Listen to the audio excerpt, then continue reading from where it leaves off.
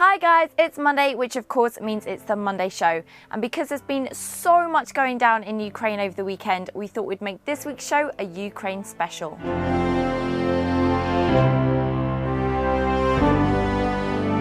Coming up, we'll be taking a look at Russia invading Ukraine, which won its independence from the former Soviet Union in 1991. What other world leaders and politicians have had to say about this, including one with an extremely short memory, what Russia's been saying in response, why the head of the Ukrainian Navy has been fired for treason, and Poland mobilising tanks on its border with Ukraine. Plus, of course, we have your comments. So first up, the biggest news from the weekend is undoubtedly the fact that on Sunday, Russia invaded the Crimean Peninsula in Ukraine and has now managed to assume complete operational control of the region without a single bullet being fired.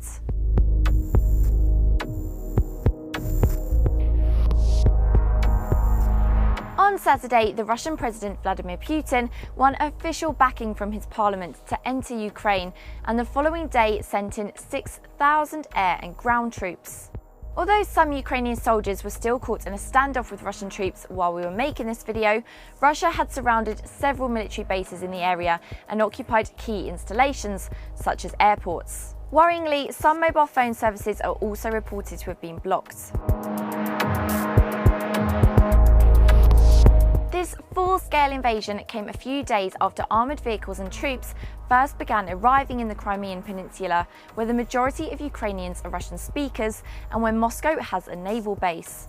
These troops didn't have insignia on their uniforms, and Russia said they were simply local volunteers, but their vehicles had Russian military plates and they were well armed. Exactly what Russia's intentions are now is unclear. The United States has admitted that it could be part of a wider invasion, however, and men across Ukraine have reportedly been receiving call-up papers and will start reporting for training in 10 days. And now it's time for your comments. On our video about Australia's treatment of asylum seekers, Watchdog said this: "China talking about the treatment of refugees, WTF? If you take a look at our video on North Korea's human rights crimes from a couple of weeks back, in which we talk about China's treatment of North Korea defectors, you might understand Watchdog's surprise." And on our video asking whether this is the end of Bitcoin, Goshen Gaming said this: "I don't think this is the end. I think this is a new page on Bitcoin's and other currencies' life. We must fail so we can learn how to succeed." But back to Ukraine and that small issue of a Russian invasion. Unsurprisingly, Western leaders and politicians aren't too happy about Russia invading its neighbour. The German Chancellor Angela Merkel has accused Putin of breaking international law, and during a phone call with the US President Barack Obama, reportedly said she was not sure if Putin was in touch with reality and said he was in another world. However, her spokesman stressed today that it wasn't too late to resolve the crisis by political and peaceful means. Meanwhile, the Australian government has summoned the Russian ambassador to explain his country's actions. The US are trying to persuade other countries to impose economic sanctions on Russia, and the British Prime Minister David Cameron has said his government will be boycotting the upcoming Winter Paralympics in Sochi, Russia.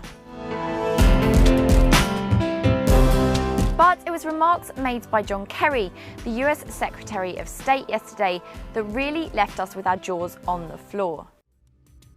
Speaking on CBS's Face the Nation news programme, Kerry said this: "You just don't, in the 21st century, behave in 19th century fashion by invading another country on completely trumped-up pretext."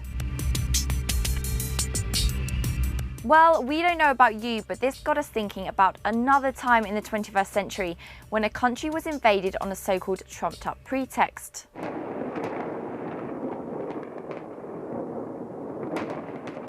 Iraq, anyone? Earlier today, the Russian Foreign Ministry said Kerry's remarks contained threats against Russia and were unacceptable, while the Russian Foreign Minister, Sergei Lavrov, called on his country's Western partners to put aside geopolitical calculations and put the interests of the Ukrainian people first. And in other Ukraine news, the head of the country's navy has been fired for treason after refusing to fight the Russians and instead surrendering the navy's headquarters in the Crimean city of Sevastopol. This video released on YouTube reportedly shows the former Navy Chief Rear Admiral Denis Berezovsky defecting to the Crimea region. Автономной Республики Крым и города Севастополя. Oh, and not to mention that Poland has begun moving tanks and troops into positions along its border with Ukraine. Although Poland says this is all just part of a previously scheduled exercise. Whew, well, that's probably just about all we can take for one day, but as always, you can let us know your thoughts on all of this in the comments below, and we'll see you again next Monday. And if you want to know more about the background to Russia's invasion of Ukraine, links should be appearing on the screen right now.